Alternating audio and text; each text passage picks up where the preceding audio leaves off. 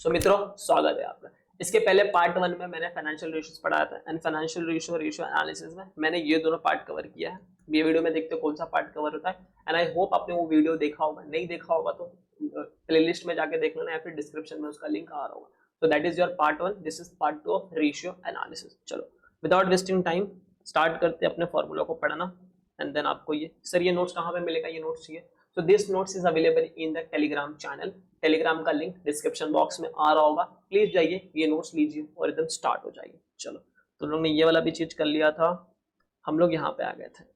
This is activity ratio. Okay, so अब हम लोग पढ़ने जा रहे हैं, जो हम लोग रिवाइज करने जा रहे हैं, दैट इज रैपिड रिवीजन जिसका होने जा रहा है, वो होने जा रहा है activity, efficiency, performance and the turnover ratio. I request you, अगर आपके पास ये नोट है तो प्लीज लेके बैठिए, नहीं है तो कोई बात नहीं, आप जिस इस वीडियो को मजे से देखिए। और अगर आपको स्पीड ज्यादा लग रही है प्लीज स्पीड कम कर लेना, ठीक है। मैं नहीं चाहता एक भी वर्ड जो मैं बोल रहा हूँ आपके कानों में जाने से बचे। थोड़ा भी ये एग्जाम को सोच के मैं बना रहा हूँ, इसके लिए थोड़ा सा फास्ट होगा। पहले मैंने सारी बातें बता दी, वीडियो को एंड तक देखना, एक बार पसंद आए तो 2 बार लाइक करना। Activity, efficiency, performance and the turnover ratio क्या बोला है देखो। दिस रेशियोज, ये रेशियोज क्यों निकालते हैं? ये रेशियो हम लोग निकालते हैं किसी एक्टिविटी को चेक करने के लिए, मेरी कंपनी अच्छे से एफिशिएंटली काम कर रही है कि नहीं, मेरी कंपनी का परफॉर्मेंस क्या है, इस रेशियोज को ऐसा निकाला जाता है। अब ध्यान से देखना, ratios are employed to evaluate the efficiency with which the firm manage it utilizes asset and also called asset management ratio। तो इन रेशियोज का जो दूसरा नाम है वो है asset management ratio, कि किस तरह कंपनी अपने assets को यूटिलाइज कर रही है for the earning the profit where the company is performing well or not। What are the ratios included into this? So the ratios included into this, first one is the total asset turnover ratio, second one is the fixed asset turnover ratio, third one are the capital turnover ratio, net asset turnover ratio। फिर उसके बाद आप current asset turnover ratio पढ़ोगे, फिर working capital ratios पढ़ोगे, उसके अंदर 3 तरह के रेशियो पढ़ोगे, इन्वेंटरी, डेटर, क्रेडिटर। और याद रखना इन्वेंटरी, क्रेडिटर, डेटर इसके ऊपर क्वेश्चन जरूर से आते हैं, ठीक है।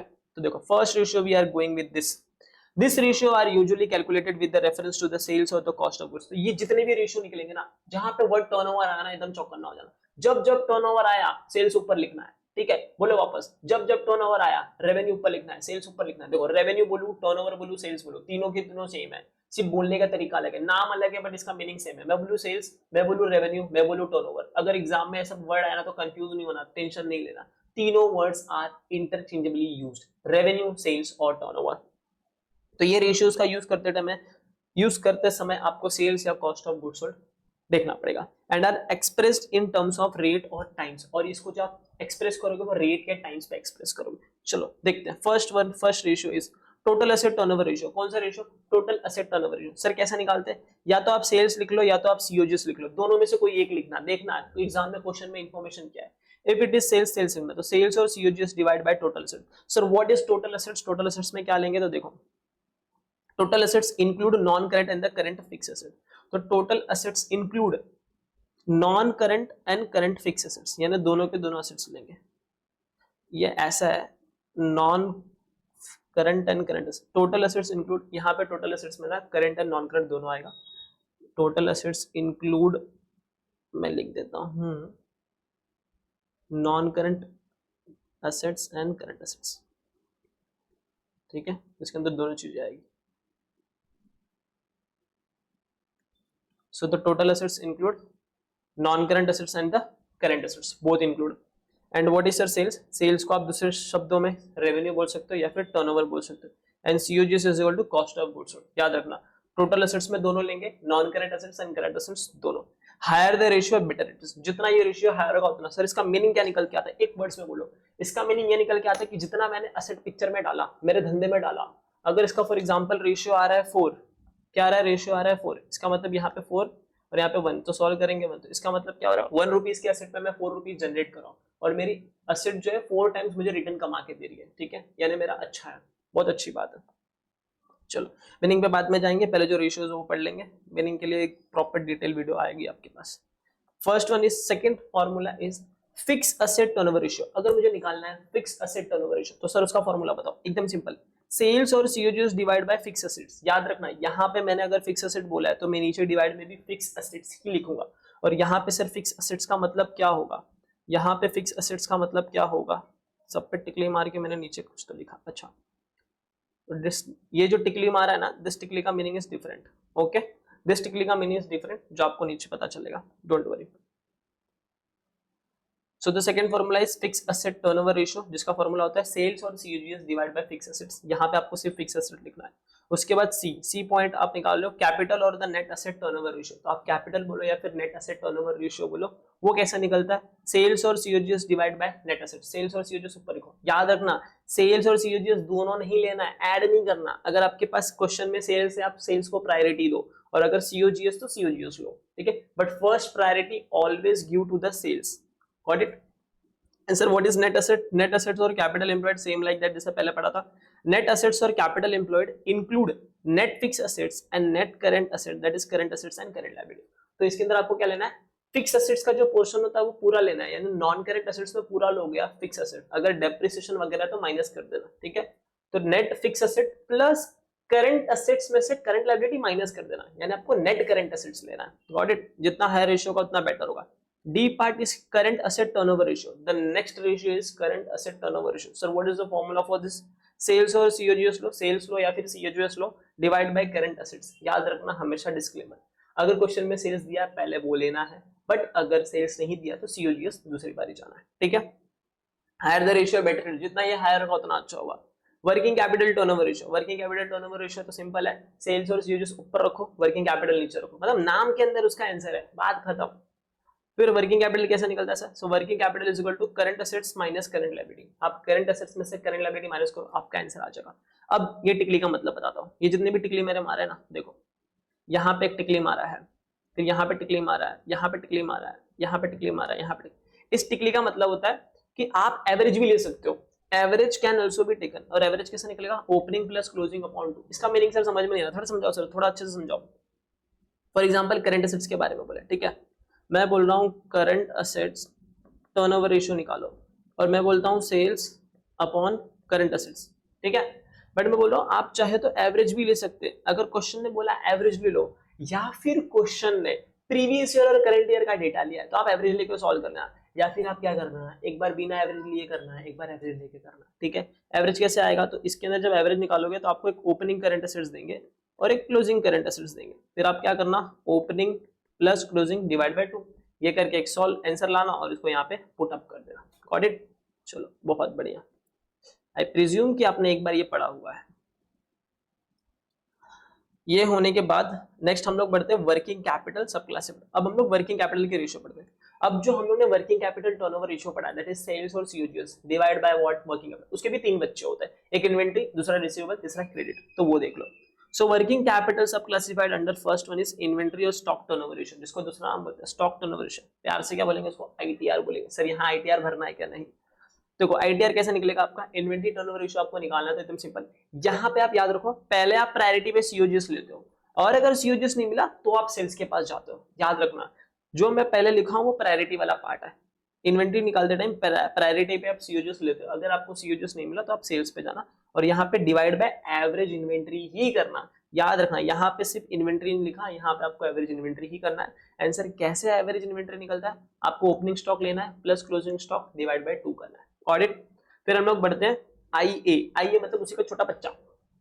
अगर मुझे ये निकालना है raw material inventory turnover ratio निकालना, कि रॉ मटेरियल का इन्वेंटरी टर्नओवर रेशियो का फॉर्मूला एकदम सिंपल, आपको लेना रॉ मटेरियल कंज्यूम, कितना आपने रॉ मटेरियल कंज्यूम किया, ठीक है, and divide by average raw material stock. ये एवरेज ले लेना, जब भी बोलूं एवरेज तो opening raw material stock plus closing raw material stock divide by 2, ये लिखा है। आंसर कैसे रॉ मटेरियल कंज्यूम कैसे निकलेगा? तो अगर आपको रॉ मटेरियल कंज्यूम निकालना है तो वो ऐसे निकलता है, आप लोगे opening raw material stock plus जो भी आपने रॉ मटेरियल खरीदा उसको ऐड कर देना और माइनस कर देना क्लोजिंग रॉ मटेरियल स्टॉक। इस तीनों को आप सॉल्व करोगे तो आपको मिल जाएगा रॉ मटेरियल कंज्यूम्ड।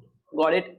चलो ये होने के बाद सेकंड फॉर्मूला पे पढ़ते हैं रिसीवेबल टर्नओवर रेशियो, जिसको प्यार से बोलते हैं आरटीआर। क्या बोलते हैं? रट्टार, आरटीआर, ठीक है, आरटीआर बोलेंगे, आरटीआर रिसीवेबल टर्नओवर रेशियो। ये कैसे निकलेगा? तो यहाँ पे आपको याद रखना है ना सेल्स लेना ना सीओजीएस, यहाँ पे लेना है क्रेडिट सेल्स। यही तो कैच है, लोग क्या करते गलती में सेल्स ले लेते। अरे डेटर कब बनता है? जब हम कोई भी चीज उधारी पे देते, क्रेडिट पे देते, तभी तो डेटर क्रिएट होता है ना। तो ये हो जाएगा credit sales divide by average account receivable. यहाँ पे आपको एवरेज लेना है account receivable. Got it. And इसी का एक छोटा बच्चा निकलता है 2A, जिसको हम लोग बोलते हैं रिसीवेबल वेलोसिटी और द एवरेज कलेक्शन पीरियड और the number of days debtor outstanding, कि जो भी मेरा डेटर है वो कितने दिन तक मेरे पास था, ठीक है, वो 50 डेज तक, 50 डेज में मैं इससे पैसा रिकवर कर पा रहा हूँ, 40 डेज में रिकवर कर पा रहा हूँ, या फिर 60 डेज में रिकवर कर रहा हूँ, तो ये आपके पैसा रिकवरी करने का ये एक पीरियड निकाल के देता है। वो कैसे निकलता है? There are two formulas. First one is आप एवरेज अकाउंट रिसीवेबल ऊपर लिखो और divide by average daily credit sales कर दो। ठीक है sir, average daily credit sales कैसे आएगा? कुछ नहीं, टोटल सेल्स डिवाइड बाय 365 कर देना, सारे की बातें में। या फिर आप सेकंड थिंग क्या कर लो, क्या कर लो, आप 12 मंथ लिखो। अगर आपको मंथ में आंसर चाहिए तो 12 लिख देना, वीक में आंसर चाहिए तो 52 लिख देना, और अगर डेज में आंसर चाहिए तो 360 लिख देना। तीनों में से कोई एक एलिमेंट ऊपर लिख दो और divide bye receivable turnover ratio. ये जो रिसीवेबल टर्नओवर रेशियो है आप यहाँ पे लिख देना। ठीक है, और जैसे ही सॉल्व करोगे आपको ये जो भी आंसर आएगा नंबर ऑफ डेज में आएगा, और इसका आंसर जितना कम है उतना अच्छा है। अगर 30 डेज आया मतलब आपका पैसा 30 डेज में रिकवर हो रहा है, 60 डेज आया मतलब इसका आपका पैसा 60 डेज में रिकवर हो रहा है। और एग्जाम में ये one of the very frequently asked question आपको कहीं ना कहीं पूछेगा ही। ठीक है, अब मैं बोल रहा हूँ एवरेज डेली क्रेडिट सेल्स कैसे निकालना है, तो जो भी क्रेडिट सेल्स है उसको ऊपर लिख देना, number of days in year नीचे लिख देना से 360। अगर क्वेश्चन एग्जाम में कुछ नहीं बोलता तो आपको अज्यूम करना पड़ेगा, यू आर अज्यूमिंग 365 डेज, तो आप 365 डेज वहां पे लिख देना। ठीक है, दैट्स इट। चलो, ये होने के बाद फिर नेक्स्ट फॉर्मूला आता है आपका पेबल और क्रेडिटर टर्नओवर रेशियो। इन्वेंट्री निकाल दिया, रिसीवेबल निकाल दिया, उसके बाद निकालेंगे पेबल और इन्वेंट्री टर्नओवर रेशियो। वो कैसे निकलेगा? आपको लेना है एनुअल नेट क्रेडिट परचेज। याद रखना, एनुअल नेट क्रेडिट परचेज, यानी कुछ परचेज रिटर्न हुआ होगा तो उसको माइनस कर देना। सर इधर ऊपर भी अगर कुछ परचेज सेल्स रिटर्न होगा तो माइनस करेंगे। यस, अगर कोई भी चीज आपने क्रेडिट पे बेचा है और अगर वो जा रहा है वापस तो उसको माइनस कर देना। दोनों करके सॉल्व कर देना, बिना माइनस के, विद माइनस के। एग्जामिनर को क्या चाहिए? आपको आंसर चाहिए, दे देना, खत्म।